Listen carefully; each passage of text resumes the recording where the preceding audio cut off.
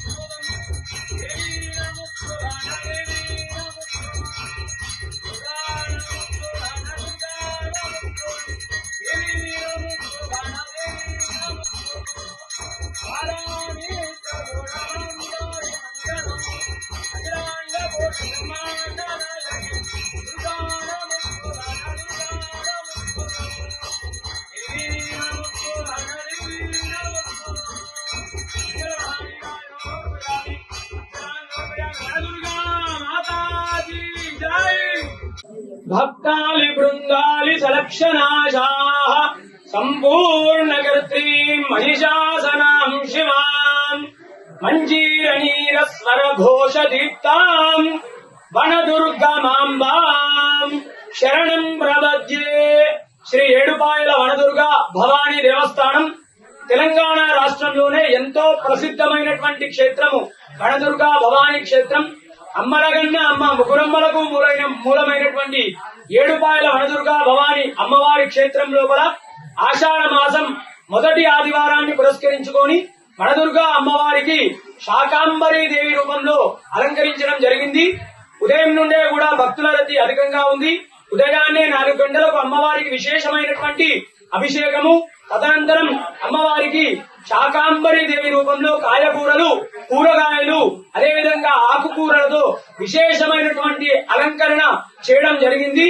ఈ యొక్క ఆషాఢ మాసంలో శాకాంబరి అలంకరణ చేయడం వల్ల గాని, అమ్మవారిని దర్శించుకోవడం వల్ల గాని సీజనల్ వ్యాధులన్నీ కూడా తొలగిపోయి ఆరోగ్యంగా ఉంటారు. అదేవిధంగా ఈ యొక్క శాకాంబరీ దేవిని దర్శించుకోవడం వల్ల సకల శుభాలు, అష్టైశ్వర్యాలు, ఆనందము, సంతానము, ఆరోగ్యము, అదే విధంగా పాడి పంట వ్యవసాయము బాగా పండి అదే విధంగా ఈ యొక్క లోకమంతా కూడా సుభిక్షంగా ఉంటుంది. తెలంగాణ రాష్ట్రం నుండే కాకుండా ఆంధ్రప్రదేశ్, కర్ణాటక, మహారాష్ట్రాల నుండి కూడా భక్తులు అధిక సంఖ్యలో వచ్చి అమ్మవారిని దర్శించుకుంటారు.